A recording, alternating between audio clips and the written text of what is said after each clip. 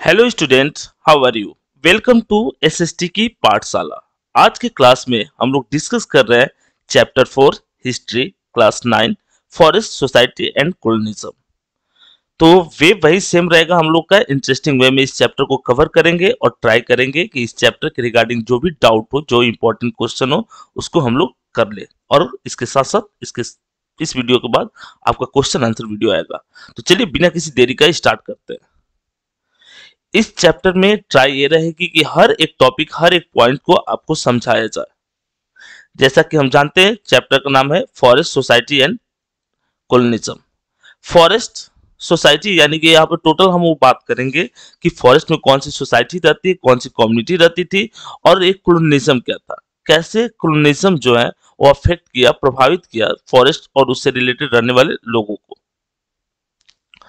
अब जैसे सबसे इंपॉर्टेंट पॉइंट है कि a lot of this diversity is a vast disappearing between 1700 and 1995, the period of industrialization, 13.9 million square kilometer of forest or 9.3% of the world total forest was cleared in industrial uses। देखिए, अच्छा एक question आपसे simple सा पूछा जाए कि आप बताइए कि क्या वे रहा होगा या किन चीज के लिए हम फॉरेस्ट को क्लियर किए और फॉरेस्ट को क्लियर करके वहां पर डिफरेंट इकोनॉमिक एक्टिविटी किए। तो दो बड़ा ही सिंपल सा आंसर रहेगा हमारा यहाँ पर। एक रहेगा इंडस्ट्रियलाइजेशन, इंडस्ट्रियल ग्रोथ हुआ है 1700 से 2000 के बीच में, और इस बीच हमने फॉरेस्ट को बहुत ज्यादा क्लियर किया है। और सेकेंड है एग्रीकल्चर पर्पज से, एग्रीकल्चरल रिक्वायरमेंट को फुलफिल करने के लिए हम लोग क्या किए हैं कि फॉरेस्ट को क्लियर किए ताकि हम जो बढ़ रही पॉपुलेशन है उसकी नीड को फुलफिल कर सके। तो ये दो मेन रीजन रहेंगे जिसके कारण फॉरेस्ट को लार्ज स्केल में कट किया गया है। और याद रखेंगे फॉरेस्ट को लार्ज स्केल में कट करना डिफॉरेस्टेशन कहलाता है। तो अगर आपसे एक आगे का जो पॉइंट है, क्वेश्चन है, ये डिस्कस करूं, व्हाई डिफॉरेस्टेशन, ये डिफॉरेस्टेशन क्यों हुआ, कारण क्या थे, तो वही industrialization and agriculture is the main reason for deforestation. The disappearance of forest is referred to as the deforestation. disappearance of forest यानी फॉरेस्ट का खत्म हो जाना, उनकी कमी होना, उसी को डिफॉरेस्टेशन कहते हैं। लैंड टू इम्प्रूव करना था, यानी फॉरेस्ट को क्लियर करना था और उस पर एग्रीकल्चर करना था। एक डेटा दे रहा है, डेटा ये है कि हमारा 1600 में अगर बात करें, 1600 में अप्रॉक्स हम 16.25% पे एग्रीकल्चर करते थे, मान लीजिए। आगे चल करके अगर नाउ अडीज अगर हम लोग बात कर ले तो हम लोग 50% लैंड पे एग्रीकल्चर करते हैं। तो ये इंडस्ट्री यहाँ पर लैंड तो फिक्स है, यानी कि पहले से लाइज करने वाले फिजिकल फीचर्स को ही हम चेंज किए हैं, और उसमें आपके पास फॉरेस्ट ज्यादा लाइज करता था, उसको क्लियर किया और उसको एग्रीकल्चरल लैंड बनाया। तो डिफॉरेस्टेशन में agriculture most important role play करेगा। Now that figure has gone up to about half, बोला कि 50% लगभग एग्रीकल्चर लोग कर रहे हैं। As population increase over the century, जैसे पॉपुलेशन बढ़ा तो उनकी नीड भी बढ़ेगी, और अगर उनकी नीड बढ़ेगी, उनके लिए आपको फूड आइटम्स चाहिए, और फूड आइटम्स चाहिए तो आप उसकी ग्रोथ के लिए क्या कीजिएगा, एग्रीकल्चर लैंड को इम्प्रूव कीजिएगा। और ये मेन रीजन रहता है आपके फॉरेस्ट के डिसअपियर होने का, डिफॉरेस्टेशन का।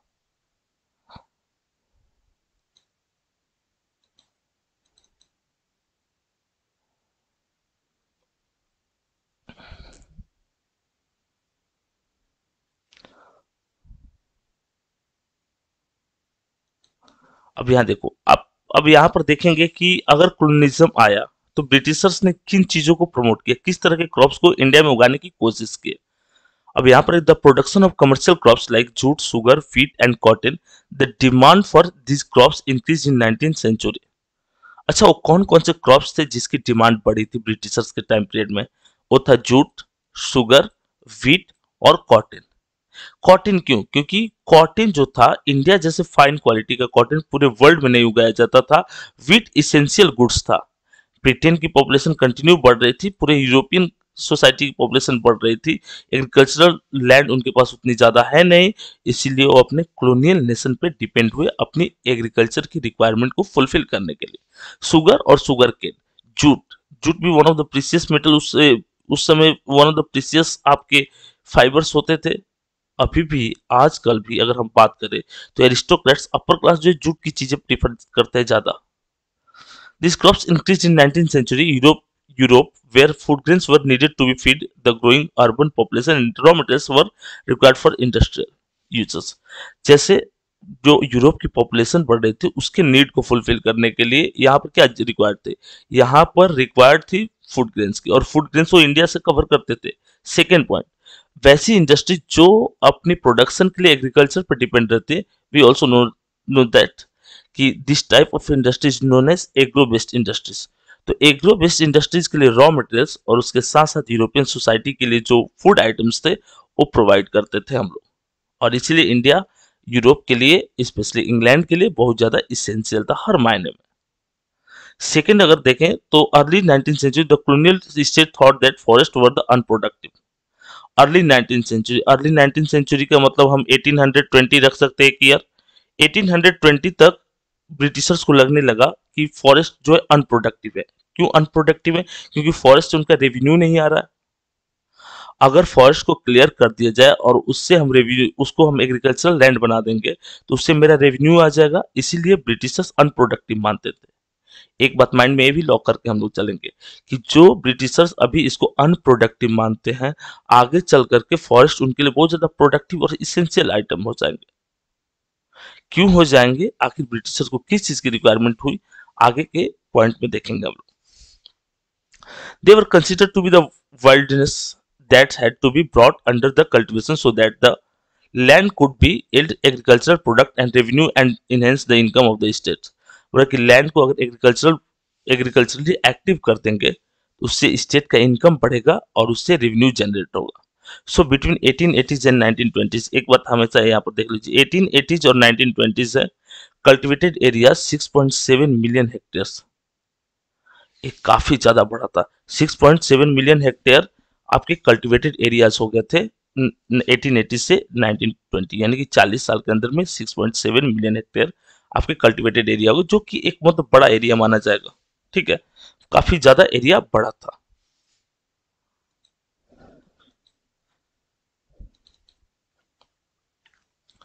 अच्छा, इसको पढ़ने से पहले एक चीज आप देख लो, ये रेलवे ट्रैक है और इसके बीच में वुडन यहाँ पर प्लैंक्स लगे हुए हैं जो ये ट्रैक को ज्वाइन कर रहे हैं। प्रेजेंट डे में ये सीमेंटेड है। तो जिस समय रेलवे का एक्सपेंशन हो रहा था उस समय ऐसे प्लैंक्स की, ऐसे जो वुडन आपके ब्लॉक्स है, इसको स्लीपर कहा जाता है। तो इस स्लीपर्स की बहुत ज्यादा रिक्वायरमेंट रहती थी, और इस रिक्वायरमेंट को फुलफिल करने के लिए ब्रिटिशर्स लार्ज स्केल में अपने यहाँ के और साथ ही साथ अपने कॉलोनियल नेशन के जो फॉरेस्ट है उसको लार्ज स्केल में कट किए, यानी डिफॉरेस्टेशन किया। देखते हैं कि क्या यही दिया हुआ है। The spread of railways from 1850s created new demand. 1850s में जब रेलवे एक्सपेंड हुआ तो एक नया डिमांड आया। वो नया डिमांड क्या था हमारे सामने? वो नया डिमांड था कि हमको स्लीपर चाहिए था। Railways were essential for colonial trade for the momentum of imperial troops. दो चीजों के लिए उन्होंने रेलवे को एक्सपेंड किया। अगर आपको लगता है कि ब्रिटिशर्स हमारे लिए रेलवे को एक्सपेंड किए तो एक गलत चीज है, आपको गलत लगता है। ब्रिटिशर्स दो चीजों के लिए रेलवे का एक्सपेंशन किए थे। फर्स्ट था वो रॉ मटेरियल्स को या फिनिश प्रोडक्ट को आसानी से एक जगह से दूसरी जगह ले जा सके, और सेकंड पॉइंट था कि उनको चाहिए था कि उनके जो ट्रूप्स है, इंपीरियल ट्रूप्स, क्योंकि इतने डाइवर्स नेशन पे आप रूल कर रहे हैं तो आपके ट्रूप्स की मूवमेंट अच्छी खासी होनी चाहिए, कम टाइम में ज्यादा डिस्टेंस कवर कर ले, एक जगह से दूसरी जगह मूव कर जाए, ताकि आसानी से आप अपनी रिक्वायरमेंट फुलफिल कर सको। टू रन लोकोमोटिव्स जो भी आपके ट्रेन होती थी तो उसके फ्यूल्स के लिए भी हम इसका यूज करते थे, और इसके साथ साथ स्लीपर्स बनाने के लिए भी इसेंशियल था, और इसीलिए लार्ज स्केल में कट किए गए train. Early as the 1850s the Madras presidency along 35,000 trees were cut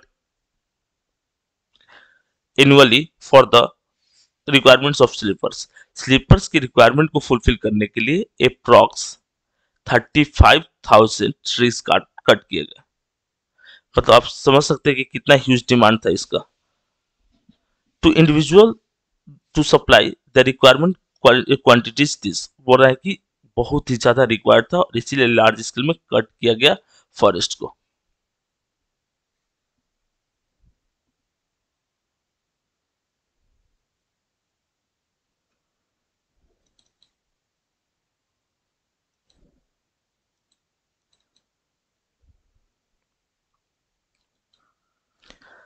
Large areas of natural forest were also cleared to make way of tea, coffee and rubber। अच्छा, तीन तरह के प्लांटेशन क्रॉप्स उगाते थे। ये आपके टी प्लांटेशन का वो आपका ऑर्चिड बगीचा है, तीन तरह के जो इसमें से दो बेवरेज है, टी एंड कॉफी, मतलब यूजली डिमांड था उस समय। रबर भी इंडिया के अंडमान एंड निकोबार रीजन में, वेस्टर्न घाट्स वाले रीजन में उगाया जाता है। तो rubber, T and coffee highly demandable objects था उस समय, और इसके लिए वो लोग लार्ज स्केल में प्लांटेशन स्टार्ट करा। प्लांटेशन से बहुत ज्यादा प्रॉफिट था। सेम तरह के क्रॉप्स कैश वे में उगाए जाते हैं।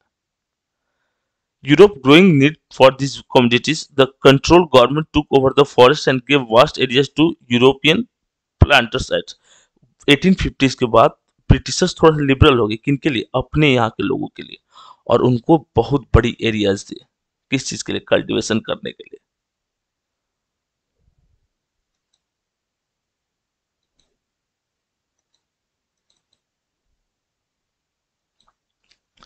The British were worried that, Britishers जो थे बहुत ज्यादा वरीड थे, बहुत ज्यादा परेशान थे। The use of forest by local people and reckless felling of trees by traders would destroy forest. Traders जो थे लार्ज स्केल में ट्री को कट कर रहे थे, लोकल जो पीपल थे वो भी वाइजली यूज नहीं कर रहे थे। So they decided to invite the German expert Dietrich Brandis. तो ब्रिटिशर्स ने क्या डिसाइड किया? ब्रिटिशर्स ने डिसाइड किया कि किसी एक एक्सपर्ट को लाते हैं जो फॉरेस्ट और उसकी मैनेजमेंट के बारे में बताएंगे, और वो पर्सन थे डेट्रिस ब्रांडिस। एक जर्मन थे, लेकिन वो आए और आकर के फॉरेस्ट के जो यूजेस थे उसके बारे में बताए। तो वो कौन से पर्सन थे जो फर्स्ट आपके जनरल ऑफ बोला कि इंस्पेक्टर जनरल ऑफ फॉरेस्ट बने? तो डेट्रिच ब्रांडिस थे, जर्मन के थे, जर्मनी के। After the forest act was enacted इन 1865, याद रखिएगा 1864 में इसको इंट्रोड्यूस किए थे, 1865 में इंप्लीमेंट कर दिए गए।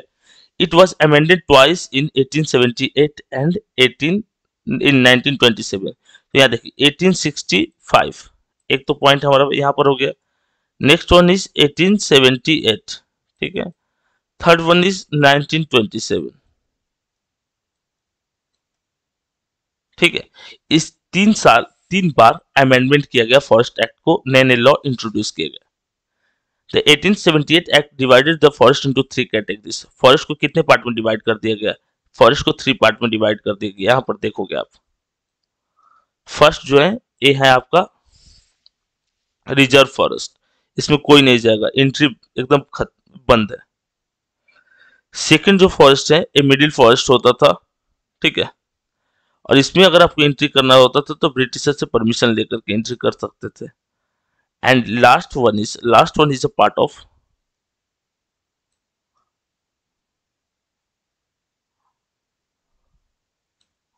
डेंस फॉरेस्ट नहीं होता था, उससे कम डेंस ये होता था। और सबसे कम डेंस कौन होता था? आउटर जो फॉरेस्ट होता था, इसमें नंबर ऑफ ट्रीज या नेचुरल वेजिटेशन कम होते थे। तो जाहिर सी बात है कि उतने ज्यादा यूज के थे नहीं।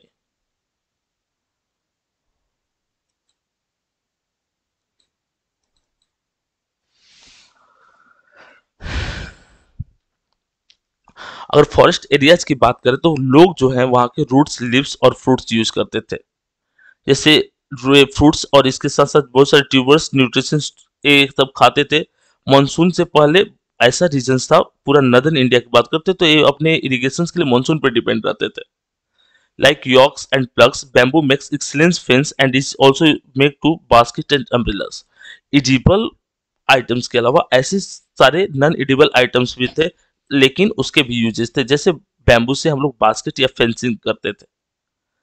The सैदी Vuinia, Vuinia while creepers can be used to make ropes and the thorny bark of the baraki shimmers cotton trees to get baraki great vegetables। जैसे इसके अलावा एक तो फूड आइटम्स हो गए, फूड आइटम्स के अलावा कॉटन, वो भी अलग अलग वेराइटी के, हाई क्वालिटी के। तो उस सेंस में क्या होगा, ऐसी इस तरह से अलग अलग रिक्वायरमेंट्स थी, फॉरेस्ट पे लोग डिपेंड रहते थे। उनकी रिक्वायरमेंट में roots, leaves, fruits, medicinal plants ये सारे हो सकते हैं।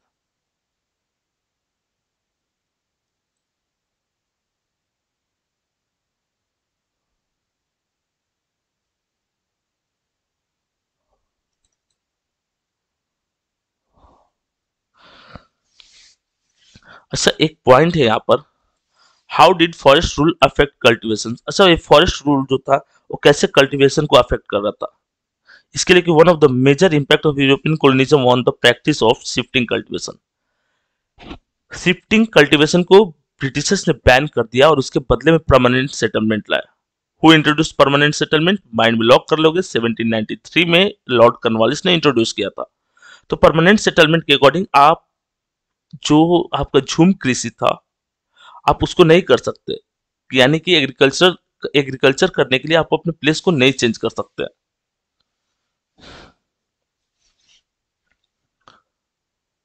इन मेनी, और इसको वर्ल्ड के अलग अलग कंट्रीज में अलग अलग नाम से जाना जाता है। जैसे Africa and south America has many local names such as the south east Asia milpa in central America, बल्कि चितमेंस और चैवी in Africa and chena in Sri Lanka, in India dahiya penda bewar, अलग अलग नाम से इसको अलग अलग रीजन्स में जानते हैं। तो बस इसमें ये था कि ए जो रूल था फॉरेस्ट एक्ट या फॉरेस्ट रूल जो था क्या अफेक्ट किया था, तो हाँ अफेक्ट किया था, नंबर ऑफ सेंटेंस भी चेंज हुए।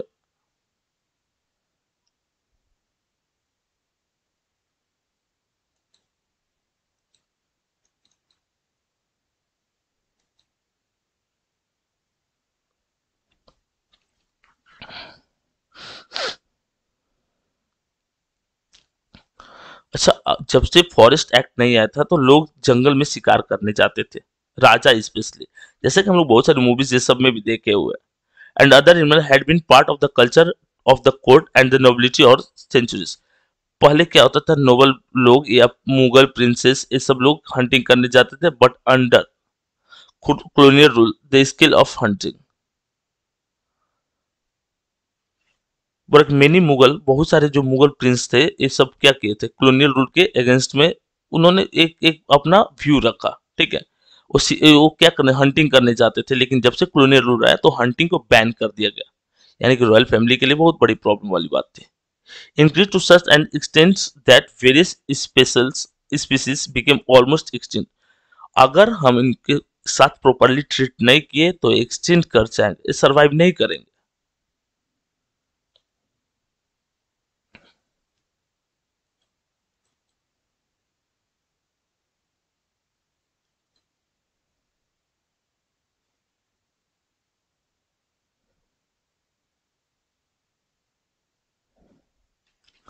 अच्छा, यहाँ पर है कि जो टाइगर का किल करते थे वो कौन कौन से पर्सन थे जो टाइगर का किल किए, क्या सबको अलाउ था? नहीं, सबको अलाउ नहीं था।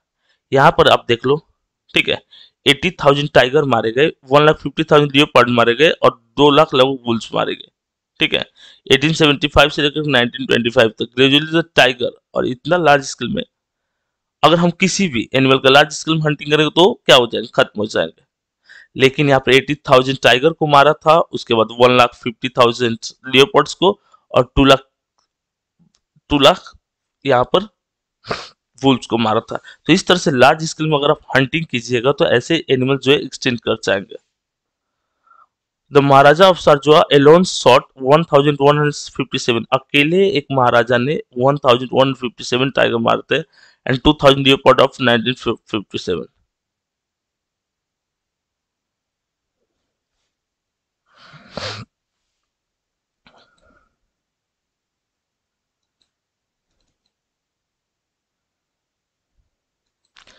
In India, trade forest product was not new.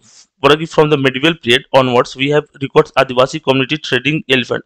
अच्छा, medieval period से हम क्या देखते हैं? medieval period से देखते हैं कोई अगर पावरफुल राजा है तो अटैक करता था, ऐसी ट्राइबल कम्युनिटी पर अटैक करके उस पर कंट्रोल कर लेता था, और फिर पावर जो था वो ट्राइबल कम्युनिटी को दे देता था।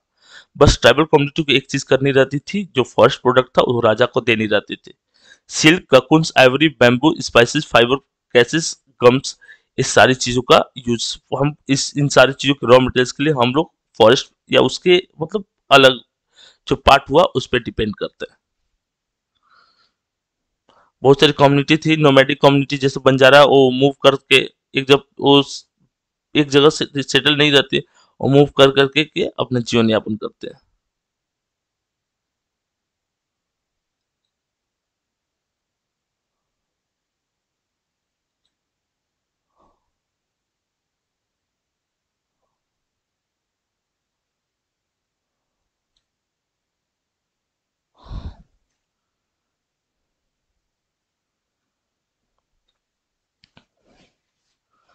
अच्छा, यहाँ पर कुछ ट्राइबल कम्युनिटी का नाम दिया, जैसे कि असम में, Assam both men and women from forest community like Santhals, Oraons, from Jharkhand and Gonds from Chhattisgarh were recruited to work on tea plantation.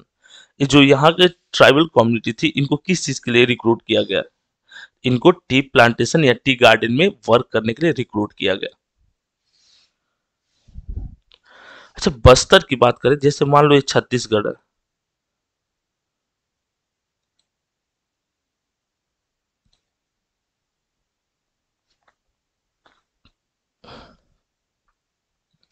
अच्छा मान लो ये छत्तीसगढ़ है, कुछ इसी प्रकार का आपका स्ट्रक्चर रहेगा। तो छत्तीसगढ़ का जो लोअर पार्ट है, ये छत्तीसगढ़, उड़ीसा, मध्य प्रदेश, आपके छत्तीसगढ़, उड़ीसा, महाराष्ट्र और तेलंगाना, इससे बॉर्डर शेयर करता है। ठीक है, तो इस कंडीशन में ये काफी ज्यादा इंपॉर्टेंट हो जाता है। ये छत्तीसगढ़ का सबसे साउदर्न मोस्ट पॉइंट है। आंध्र प्रदेश, उड़ीसा, महाराष्ट्र से अपना बॉर्डर शेयर करता है। Number of different community lived in Bastar such as Maria and Muria, Gonds, Durvis and Phatas and Halbas। ये ट्राइबल कम्युनिटीज रहती हैं इस रीजन में। They speak different language but the common custom and beliefs. Tribal community जो है इस region में जो रहती हैं, चाहे हम गोंड्स की बात करें, मारिया की बात करें, अलग अलग लैंग्वेज को बोलते हैं, लेकिन बट ये सेम कल्चर और ट्रेडिशन शेयर करते थे। If people from a village want to wood from the forest of another village, the pay of small fee called the Devsari दंड और मैन इन exchange। देवसरी दंड क्या होता था? जैसे आपको अपने विलेज में सारी रिक्वायरमेंट फुलफिल नहीं, तो आप किसी बगल के विलेज से जा करके अपनी रिक्वायरमेंट फुलफिल किए, just like example essential goods. तो इसके बदले में आपको एक स्मॉल टैक्स देना पड़ता था एज ए ट्राइबल कम्युनिटी, और वो था देवसरी, उसको कहते हैं।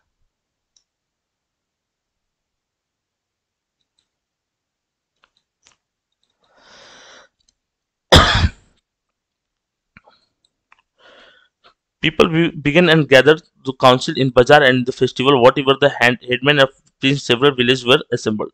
बोले कि बहुत सारे विलेज के हेड, जैसे मुखिया हो गए, प्रीस्ट हो गए, ये लोग इकट्ठा हुए। The story of first were but Buster does not after the independence the same a practice of keeping people of the forest and adverging then the industry then or industrial use continue। Just like example, सबसे important सा point है आपका कि अगर आप कोई essential goods का production करते हैं, जस्ट लाइक बस्तर वाला रीजन जो है, वहां पर आयरन का प्रोडक्शन होता है, तो कौन यूज कर लेते थे? वो यूज कर लेते थे ब्रिटिशर्स। अच्छे क्वालिटी का कोई भी चीज रहा, वो एज रॉ मटेरियल यूज कर लेते थे।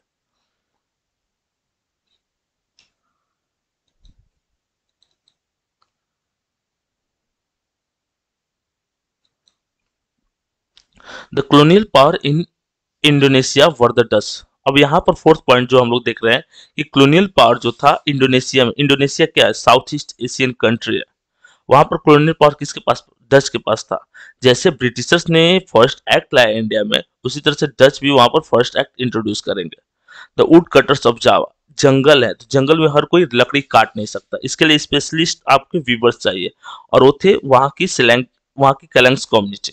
ठीक है, वुड कटर्स यही काटते थे। तो जब डच वाले कंट्रोल कर लेते फॉरेस्ट पे, तो यहाँ पर इन कुछ लोगों को भी वो अपने साथ रखते हैं, ताकि इजिली फॉरेस्ट को कट कर पाए, उसके ट्री का यूज कर पाए वाइडली। नहीं तो फिर वो डच, वो तो इस ये जो फॉरेस्ट है इस पे सक्सेसफुल हो ही नहीं पाते। They were the so well they were the sole valuable in the 700। यहाँ देख लो, यहाँ पर है 1755 when the Matram kingdoms of Java split in the 6000 Kalangs families were equally divided into the kingdoms। 6000, यहाँ देख लो,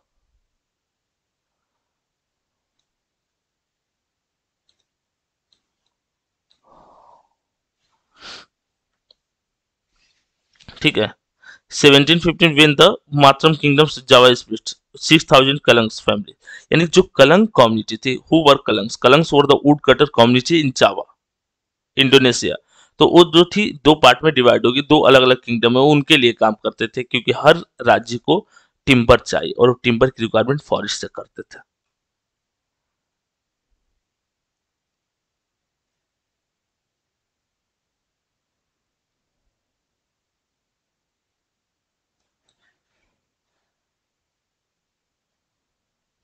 ठीक है, वुड कटर्स कौन हो गए? तो कलंग्स हो गए।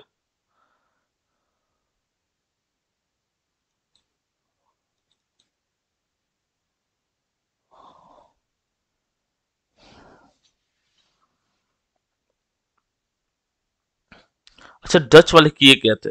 ठीक है, डच वाले जो थे साइंटिफिक फॉरेस्ट्री स्टार्ट कर देते। 18 से they try to make the Kalangs work under them. इन्होंने ट्राई किया कि कलंग्स जो है इनके अंडर में काम करे, बट कलंग्स इस चीज को रिस्ट्रिक्ट करेंगे।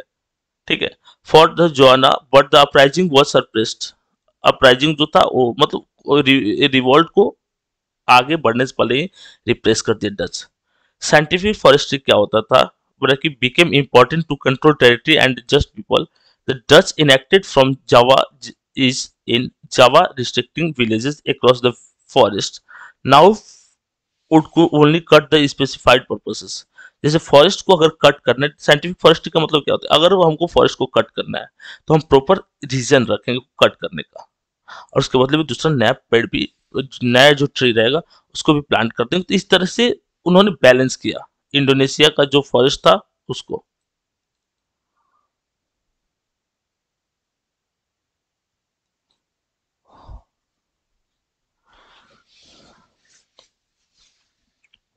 यहाँ पर है सामिन चैलेंज। ठीक है, Surontiko Samin of the Randublatung village, a teak forest village, began questioning state ownership of the forest. इन्होंने कलंग कम्युनिटी से बिलोंग करते थे, इन्होंने क्वेश्चन कर दिया। क्वेश्चन किससे कर दिया? जो रूलिंग अथॉरिटी थी उनसे। ही argued that the state had not created the wind, water, earth and, ठीक है, अ टीक फॉरेस्ट, यहाँ पर टीक फॉरेस्ट था, ownership of the forest. He argued the state had not created the wind, water, earth and wood। इनका मानना था, जो समीन थे इनका मानना था कि जो भी नेचुरल चीज है उसको तो कोई पर्टिकुलर पर्सन क्रिएट नहीं करता है, और अगर वो नहीं क्रिएट करता है तो फिर हम उसको इतना इंपॉर्टेंस क्यों दें? ट्राइबल कम्युनिटी का बिलीव रहता था कि हर रिक्वायरमेंट हमारे गॉड से पूरी होती है। इट वॉज द, इसकी सेमिन के बाद इनका जो सन इन लॉ था उसने इस बैटल को लीड किया। नियर अबाउट 1907, बाई 1907 3000 फैमिलीज जो थी इनकी आइडियोलॉजी को फॉलो कर रही थी, आगे चल करके लाखों करोड़ों में।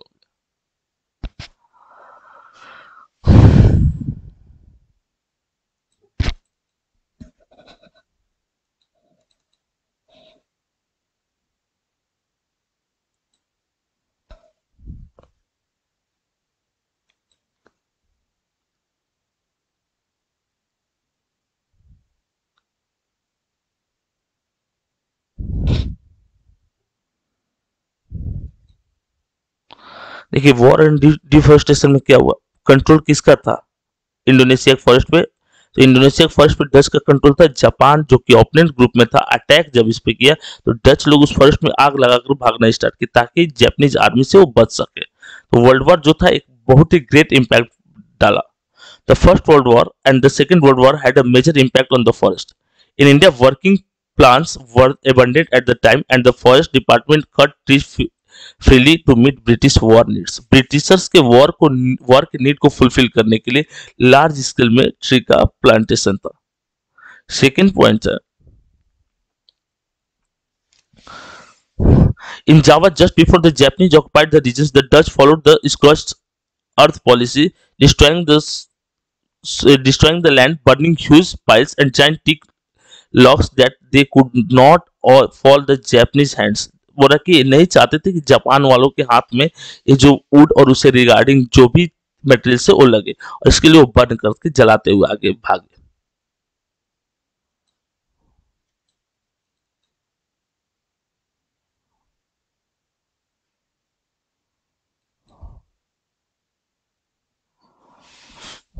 न्यू डेवलपमेंट इन फॉरेस्ट्री, नया डेवलपमेंट है। Africa began see the scientific forestry and policy to keeping forest community away from the forest has resulted in many conflict. देखिए, फॉरेस्ट कम्युनिटी को फॉरेस्ट से अगर आप दूर रखोगे तो एक बड़ा ही कॉन्फ्लिक्ट का आपको सामना करना पड़ेगा। नया डेवलपमेंट को साइंटिफिक फॉरेस्ट्री है कि जितनी रिक्वायरमेंट उतना ही आप पेड़ को काटोगे, और उसमें भी, और एक आप ट्री को कट कर रहे हो तो उसके बदले में आपको प्लांट करना पड़ेगा। इसके साथ साथ कंजर्वेशन, कंजर्वेशन आपको करना पड़ेगा, बचाना पड़ेगा कि आप फॉरेस्ट कैसे बचा सकते हैं, क्या क्या आपके पास मेथड्स है। तो डिफॉरेस्टेशन था तो एफॉरेस्टेशन कर लेंगे। ये सारा चीज पॉइंट वाइज में लिख करके आप मतलब नोट कर लोगे। अगर आप जब भी वीडियो देखने बैठो तो आप कॉपी पेन लेकर के बैठो, ताकि कोई इंपॉर्टेंट चीज रहा तो उसको लिख सको। इस तरह से ये वीडियो हमारा खत्म होता है। इसके बाद भी अगर आपको कोई डाउट रहेगा तो आप कमेंट करके पूछ सकते हैं। सबसे इंपॉर्टेंट पॉइंट्स, आप हमारे टेलीग्राम ग्रुप को ज्वाइन कीजिए, डिस्कशन ग्रुप। वहां पर हम लोग 24/7 अवेलेबल है बच्चों के किसी भी सब्जेक्ट का डाउट खत्म करने के लिए। इसके साथ साथ सबसे जो स्पेशल चीज है वो है ऐप। ऐप में हर चैप्टर का क्वेश्चन आंसर क्विज मिल जाएगा। अपने प्रिपरेशन को बेहतरीन करने के लिए आप हमारे ऐप को जरूर डाउनलोड करें, जहां से आपको बेनिफिट बहुत सारे हैं, जैसे क्वेश्चन आंसर पीडीएफ, हर चैप्टर का वीडियो फ्री ऑफ कॉस्ट, सारा चीज अवेलेबल है। इसके बाद भी अगर कोई डाउट रहता है तो आप किसी भी वे में आप हमसे मिल सकते हैं। मिलते हैं नेक्स्ट वीडियो के साथ।